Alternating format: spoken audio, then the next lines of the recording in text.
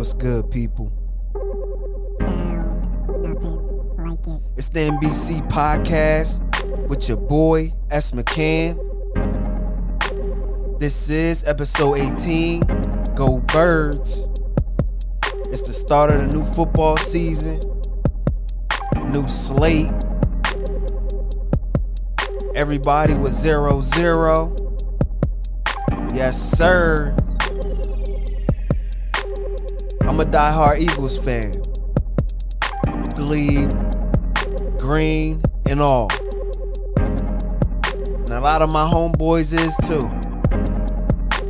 So in this episode, this is game one of the new football season. My assessment of game one. My takeaways. Who had good performances. Y'all know what the deal is. So let's get it. Go Birds. Episode 18.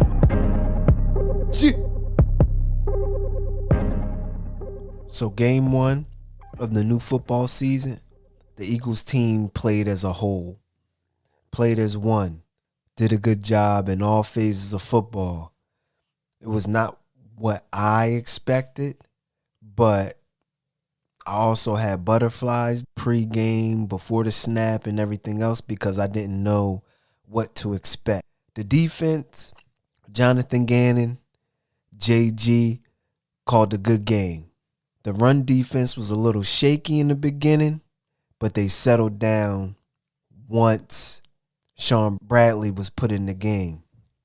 That's what I seen. The game changed a little bit once Sean came in, and it seemed like the defense settled down, wasn't over jumping anything, overplaying the run, and all of that. And so JG's motto is to keep everything in front of you, nothing over the top. And during that game, that's what I seen. They ain't let nothing go over top of them, and everything was in front of them. And it seemed to me that JG, he played zone. I didn't see a lot of them manning up on anybody. The only person that I thought they was playing man on was Kyle Pitts, and that was what Maddox was on Kyle Pitts, and it seemed like he was playing man. The defensive line was dominant. Cox was getting double teamed, and this freed up Hargraves to have a monster game. I'm talking about they was just dominating. I seen Cox getting double teamed. I'm like, oh man, I already know what's going to happen. And Hargraves is healthy this year, and it showed. And he was balling. Defensive stats, we held Atlanta to 6 points, 124 rushing yards. 100 of those yards was in the first half, and 132 passing yards. Come on, man. Matt Ryan and Calvin Ridley, only 136 passing yards, and they have Kyle Pitts. Come on. You got to give some type of respect. I don't care if you got a first-year head coach. We had a first-year head coach, but you have vets and a top 5 pick in Kyle Pitts or top 10 pick in Kyle Pitts, and you only have 136 passing yards. That right there, man, told me like the defense is going to play solid this year. So special teams, Aaron Cepas punted a hell of a game to me. His stats, he had 4 punts. The average of those punts was 47.3 yards.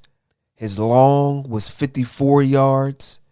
And he had 3 punts inside the 20. And so when you have 3 punts inside the 20, it's a whole team collaboration, man. The punter can kick it down there, but you got to have your gunners and everybody else get down there and down the ball or tackle the punt returner. To put that defense, our defense, in great positions inside the 20, if we can do that all year, great things is going to happen for our defense. And so the offense scored 32 points. And if I can tell you, it felt so good just to see a Philadelphia Eagles team score points. It's been, I don't know, two and a half years where We can't score points. We can't score points early. We can't score points in the red zone. And this team scored 32 points. And it just felt good to just see a blowout from the Eagles, man. It felt really good. Players that made an impact on offense to me was Jalen Hurts, as we know, the first-year starter, second-year quarterback. He was 27 of 35, 77.1 percentage. That's great. From last year, he was in the 50s, 50-something, 55%, I think, last year. He had 264 passing yards, 7 rushes for 62 yards, 8.9 yards a carry, 3 touchdowns, 0 interceptions, a quarterback rating of 126.4. That's great. That's a great start for a young quarterback. The next player that made an impact on offense to me was Miles Sanders. He had 15 rushes for 47 yards, 4.9 yards per carry, and that's about 5 yards a carry. That's great for a running back, man. He had 4 catches for 39 yards, and that was 9.8 yards per reception. And that's basically getting the first down every time you catch the ball. You got to love that. My next impact player on offense was Devonta Smith. He had 6 receptions for 71 yards, 11.8 yards per reception, 1 touchdown from the rookie, looking like a vet out there. The next impact player on offense was Jaylen Rager. 6 receptions for 49 yards, 8.2 yards per reception, 1 touchdown. That's great for him. That's a confidence builder for him from the year he had last year. And he's basically like a possession type dude, fast, speedy receiver, slot. I'm glad that he's in the slot. That's a big mismatch. And in the beginning of the game, I told my one boy, it looked like he was running like he had cement in his shoes. He was the punt returner, but he wasn't really showing no burst. But on that touchdown, he showed that he had some burst. The next impact player was Dallas Goddard to me. He had 4 receptions for 42 yards. That's 10 yards per reception, 1 touchdown. And that's basically getting a first down every time you catch the ball. That's that possession tight end that you need in the game. And Dallas Goddard, he's a very good young tight end. The next impact player to me that was on offense was Quez Watkins.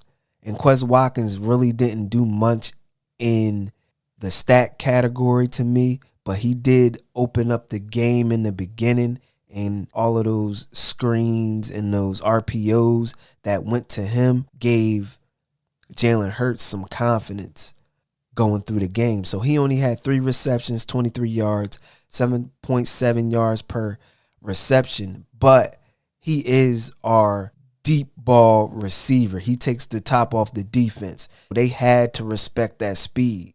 With him being out there, he opened up a lot of things for other people. Those stats really ain't screaming out, but if you did put on the tape, you will probably see him opening up a lot for the offense.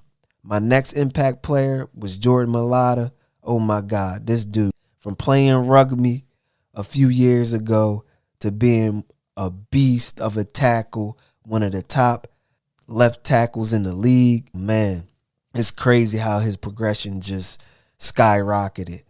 Man, he played so good. The whole offensive line played good, but he was a brick wall out there just stoning people. Another thing that I seen in this game was in-game adjustments that we haven't seen in a minute. Like, we haven't seen the Eagles do in-game adjustments. I don't know when I seen it. Andy Reid never made adjustments in-game that I seen. Doug Peterson is a disciple from Andy, and they just stuck to the game plan, really ain't make no in-game adjustments. But the offense and the defense made in-game adjustments, and they took what the other offense was giving the defense. They took that and our offense took what the defense was giving them, and they didn't try to fit no balls in. They didn't try to force the issue. They just said, we're just going to take what you give us, and we're just going to do the best at that. Another topic that I want to touch on is the Jalen Hurts disrespect. I seen a lot of things when he was coming up as a quarterback, a young quarterback at Bama and all of that, and Stephen A. Smith was just killing him, talking about he's not a quarterback, he won't make it in the NFL, he got to change his position and all of that, off of one game. That championship game in 2017 season, the year was 2018 when they played the championship game, and he had 2 quarters of bad football. You can't assess a man on 2 quarters of bad football. I just think that he just got a bad rap because he was the number 1 dual quarterback in high school by 24/7 Sports. He started as a true freshman at Bama. His record was 38-4 as a starter at Bama and Oklahoma. That's Division I. A lot of these young quarterbacks that got drafted, they didn't play Division I ball. They didn't play against top-tier NFL players. He played against top-tier NFL players, and his record was 38-4 as a starter. Come on, you got to give him some type of respect. But yeah, he did get replaced at QB in that championship game by 2. But we have to understand that he was a teenager and had a bad half of football. You can't judge a kid on one bad half of football. Come on, the dude's a winner. So the next year, he lost his job to Tua, and he handled it with class. He came in the SEC championship game and won that game when Tua got hurt. And then that's when the tide started turning, and everybody was like, hold on, this kid might be something. And then the next year in 2019, he transferred as a grad student. He finished Bama early, so the dude is smart. He knows what he's talking about. You can see it in his press conferences. He's bright as a young quarterback and a young man. So he went to Oklahoma, and he killed it, 8-1, and was in the running for the Heisman. He's only 23 years old, and he's a hard worker. I think the sky's the limit for him. Basically, he's a rookie. Right now, this year, he's a rookie. He only had 5 starts, so basically, he's a rookie. The people love this kid. After game 1, Hurts' jersey sales went up 500%. 500%. Philly fans, man, they know when they see talent. They know. Yes, it's early, but it's the eye test too. Once you have the eye test, come on, man. You know what it is. And to me, he reminds me of Donovan McNabb and Russell Wilson.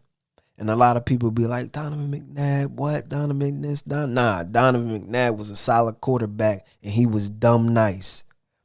He got 200-plus touchdowns throwing. He might be a Hall of Famer, borderline Hall of Famer, but for us Eagle fans, we know Donovan McNabb was nice. And they built the same too. Donovan was 6'2", Jaylen 6'1", 220-something pounds. Donovan was 200-something pounds. So, yeah, they're the same prototype of a quarterback, and maybe the owner and the Eagles organization was like, look, man, let's get this kid because he reminds us of what we was doing when we were successful, or a player that they had when they were successful. My takeaways from game 1 was really coaching. That coaching, man, all phases, the whole coaching staff, they coached a hell of a game, and they called a hell of a game. My other takeaway is Jalen's arm. The throw that he threw to Goddard was a laser beam. I said, oh, he put something on that thing. That throw was very impressive to me because he fitted in between 2 defenders. And I'm like, oh, man, that boy nice. Another takeaway was Milada's block on the Rager's touchdown, that little screen. He just demolished the cornerback. Demolished him. Oh, man. Jordan Milada's technique, man. We got to give the flowers, man, to the offensive line coach, man. His teaching is crazy. Stoutland, he might get a head coaching job in the league, man, because how he teaches that offensive line, oh my goodness. That boy got paid too. 4 years, $64 million, not playing football at all. That's crazy. My next takeaway was Miles Sanders, his running ability on screens, catching it out the backfield, getting handoffs. He one of the best RBs in the game to me, man. Like, he's really nice. Like, I think he can be special. I think this whole team can be special, but I think that boy is really nice. Devonta Smith, my next takeaway was him. He's the real deal, man. Route running is A1. He looked like a vet out there running routes. Run blocking. Everybody talk about the kid was skinny. He ain't have no strength or nothing. He throwing DBs all around. He was throwing people to the ground. It was, man, I'm telling y'all, this dude is something special. The defense, my other takeaway is the defense is really good, man. Like, that's a really solid, good defense. The linebackers are a little questionable, and I wish they just would start Sean Bradley because that boy's a beast. But, hey, what can I say, man? I'm not a coach. I'm just someone just making an assessment of my favorite team. And so the best tape breakdown of the Eagles that's out right now is Breaking the Birds on YouTube.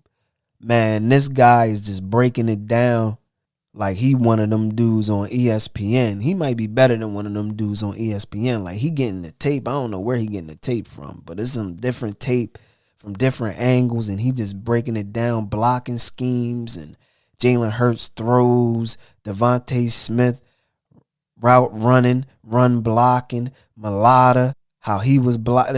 His tape is very in-depth and is very good. So he's on YouTube. His YouTube channel is called Breaking the Birds, and he's breaking everything down. And so my game 2 thoughts this season against the 49ers, I think it's going to be a great test to us. We could win that game just based on what I seen. Like, this team does look like a good team, but the 49ers is a good team. They solid. They got good linebackers. They got a good front. That running scheme is crazy, that zone running scheme. Shanahan is nice as a coach. And this will be a test for us. But who knows, man? Like, this season is one of those seasons that it's an unknown season and no one knows what we might do. And so let me break down what I just went through in this pod. This was just my assessment of game 1. I'm not an analyst. I didn't play the game of football, but I love to watch football and I love the Eagles. And I will have these breakdowns of each game every week, just telling you my assessment on what I seen as a fan and what I seen as a football sport lover. And like I said again, this is episode 18, the NBC podcast. Like I always say in every podcast, it's a wrap, people. Stay safe, give respect, and show love. 1. So that was episode 18. Go Birds. And yes, I am excited for this season because this season is a season of unknowns. New coach, first time starter at QB, receiving core is young, defensive line is dogs, offensive line is beast. So you don't know what might happen. You might come out and shock the world. But again, it's week by week, and you take one game at a time. And so this week, the 49ers, who knows what might happen. But all I know, gotta keep on going. That dog mentality. It's round 2. Let's go, Birds. Yeah, yeah, yeah. So with that, people, it's a wrap.